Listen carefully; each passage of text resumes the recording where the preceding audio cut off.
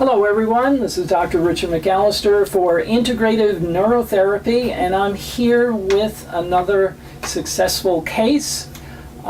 This is Nicole, and Nicole, hi Nicole. Hello.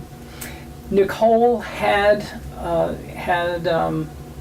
issues with ADHD and also anxiety, racing thoughts, and so forth. So it's now 5 months post neurofeedback training. So you went through the 30 or so sessions, and you did very, very well. And we saw the brain maps improving, everything improved, and also one of the tests I use is a questionnaire that's been validated for scoring how severe anxiety is. It's called the Burns Anxiety Inventory. And in the beginning, at the end of February, you took it and your score was 57, which was extreme. And then by April, you were down to an 8, which is kind of borderline. And today, it's 5 months post neurofeedback, and you're down to just about minimal, if any, anxiety. So, Nicole, I just want you to talk a little bit about your experience of first what happened prior to coming for neurofeedback, and then we'll talk about how you did going through the neurofeedback. So I'll let you take it from there. You just tell them whatever you're comfortable talking about. Okay. Well, prior to partaking in neurofeedback therapy, I was taking medicine for my anxiety as well as my attention issues. I guess I was taking medicine regularly for about 1.5 years. And I was also taking classes as well. However, just a combination of the medicine interfering with my even like eating habits and sleeping habits. That was the Adderall, issue. Yes. Yeah, the Adderall almost always causes issues with decreased appetite. Yes. And then just commuting, and then classes, and the stress and the domino effect of it all. It didn't really have the results that I would have liked them to have. And so all of that was just added stress, and it just affected my academic life and social life, and just the domino effect of everything. So just to clarify further, ADHD oftentimes comes along with some other conditions, and it's not uncommon for anxiety to come along with ADHD for understandable reasons. It's and then when you're trying to go through a college program or a grad level program, it can be very stressful. And if you have trouble concentrating, and you were taking Adderall and you were still having considerable problems in that department, correct? Yes. All right, so then let's sort of fast forward, and you left the program, you withdrew because of your struggles, and you found your way to my office. Yes. And we discussed what I have to offer with neurofeedback. So from there, why don't you tell them what happened, how it went? Sure. Was it easy? Were there any issues? Okay. And the fact that you eventually you were able to get off of the anxiety medication. Right. Yes. And although the Adderall, you're still taking it from time to time. You mentioned that when compared to before neurofeedback, you're how much better? Yeah, way much better. So I guess how how the initial first brain map session went, I was finally able to literally visually see what my brain was doing. In school and everything, I would always explain how my thoughts would be racing. I had horrible test anxiety. Every like positive and negative thought would like rush through my mind, and I couldn't even decipher what answer I would pick, or it would actually be in all aspects of life, not only testing anxiety, but communicating with people one-on-one in groups, everything. And when I had the first brain map, it literally showed what my brain was doing. And there's this thing, I'm probably not even explaining it correctly, but phase coherence, I think, where it's basically how quickly your information is going, right? How much different areas of the brain are talking too much. Yes, talking too much or too little. And my basically the entire thing was red, which means every single thought was not only connecting, but it was communicating at a very high pace also. Yeah, you were kind of hyper coherent. Yes, and, very hyper coherent. Those multiple areas were just talking too much to each other. Yes. Not letting other parts of the brain in on the conversation. Exactly, yes. Another colleague who introduced me to Dr. McAllister, she explained it to me also, where I would almost have to, sounds weird saying it out loud, but I would have to talk to myself in my head before I would have conversations or before I make decisions. And that's kind of basically what the phase coherence is, all of that communicating in your head and then it not being able to come out. So being able to just physically see that and it approved that what I was thinking is actually happening and that I'm not crazy and I just have to learn how to manage it. It kind of validates what you're feeling subjectively. For years, yes. And we could see on an objective basis. Yes, exactly what it was happening. Yes, so that was just liberating in itself before we even started the brain map neurofeedback therapy. And then once we started doing that, it was fun, it was easy. Sometimes I would get a little too sleepy, so we'd have to do it again. But he just puts like not a brain map, but like a cap on your head that has sensors. You have to put little gel so that something can conduct.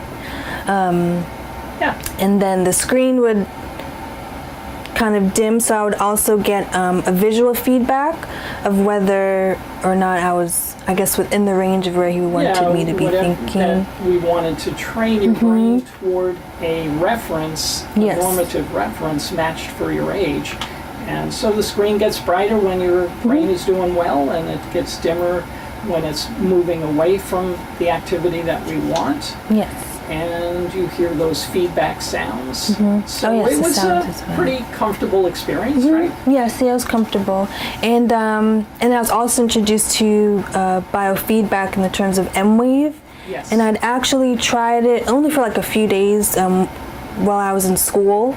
But I would always like forget the little machine there, and I had to. It's called heart rate variability training, and it's another tool that I like to use. Yes. That patients can use in between sessions to help re-regulate themselves, and it supports what we're doing here. Yes, yes, and it's like a portable machine. You could use it anywhere.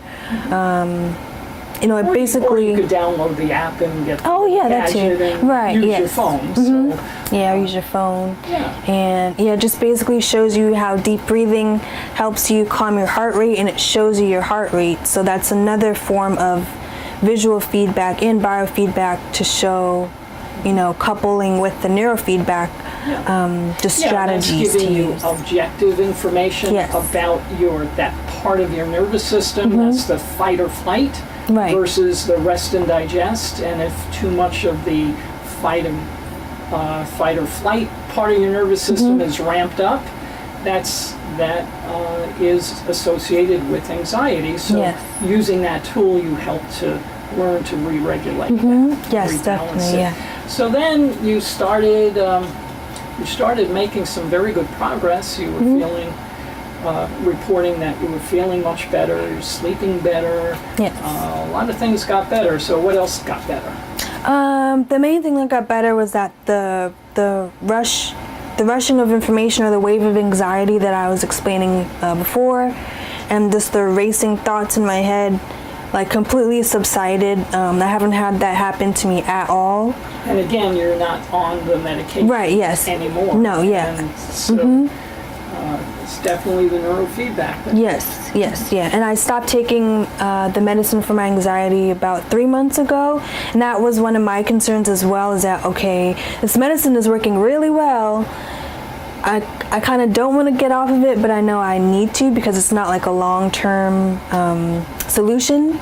And so that was one of my main concerns, is that, okay, well, once I stop taking this medicine and almost stop taking the neurofeedback, or participating in neurofeedback, kind of what will happen. And now that I'm on the other side, I can see that everything is still going, really well. Like I said, I haven't had the rushing of the flood of emotions. Even if I do have anxious thoughts, it is at a not normal.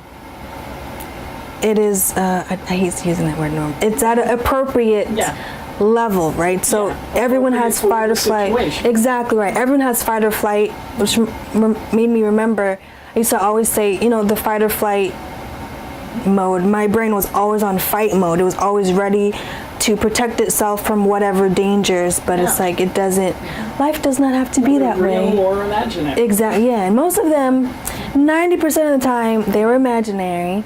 So now that I'm out of it, it's sobering and really just a blessing to see the difference in that, and knowing how to regulate anxious thoughts when necessary. Even like weighing pros and cons of something when necessary, like it's appropriate to do these things. Yeah, you no longer overthink. Yes, no, not at all. And if I do think, it's okay, in one ear, process it for a little bit, and I let it out. Journaling has also helped throughout this process. And like I said, coupling with the M-Wave, the biofeedback too as well. That helped. So with your attention, the thing that impressed me as we went along, one of our yardsticks that we were using to measure your progress is, you had mentioned that before neurofeedback, if you were reading something, you would get to the end of the sentence and you would have to reread it over and over again, or at the end of the paragraph, and you have to reread it over and over. And so it would take you forever to get through the work that you needed to get through, or whatever it was that you were reading. And then what happened? So as you improved... Right, so as I improved, that was another difficult thing, because I wasn't in school anymore taking like hardcore classes. I was like, well, how am I gonna how are we gonna measure it? But but recently, like, I've joined like 2 Bible studies, and those have 2 books, and so I've been reading them, and I've been getting through them pretty well. And then I'm also reading a 3rd book. And you're going through chapters? Yeah, chapters, The Gilded Years, it's a great book. I'm like almost, like 3/4 through the book, and it's been about like 3 weeks. And I haven't had to like reread a page. I mean, maybe, because I read before I go to sleep. But but I digress. Fall asleep, then Right, exactly. Then of course I'll have to reread. But in general, everything has improved in terms of your ability to retain information. Yes. And to comprehend what you're reading. And those are the important things. And so I really appreciate you sharing this with everyone. Oftentimes we think of ADHD as, something that only children and young adolescents are dealing with, but it does go into adulthood. Yes. And it affects people of all ages. So I really appreciate you sharing with this. And before I close, do you have anything else you want to add? What would you recommend this for other people? And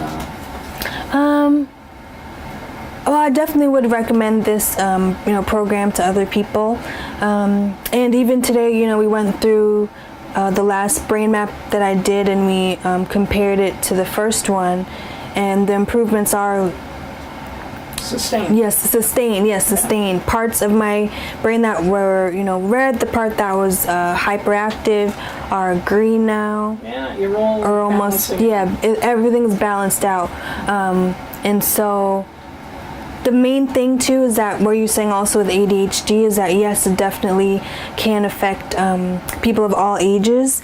And for me, even though I had my diagnosis at 7, I didn't start learning about what it was, or even learning about my brain and how to improve things until like 2 years ago. So it's definitely a learning process even through this all. But one of the main parts I'm really excited about is that neurofeedback has tremendously helped me. And it's also been empowering. I think the main thing is because I can physically see the changes that my brain has happened, over time, and achieved, yes, and thus that means I have achieved too, and so I definitely recommend it. So thank you. Very good. So, do I have your permission to share this with other doctors who are learning about neurofeedback and or prospective patients that that might be interested in what we're doing here? I have your permission to use that. Yes, you do. Okay, I thank you very much, and thank you. It's been a pleasure working with you. Yes, same with you. You're going to be doing great. Thank you. God bless.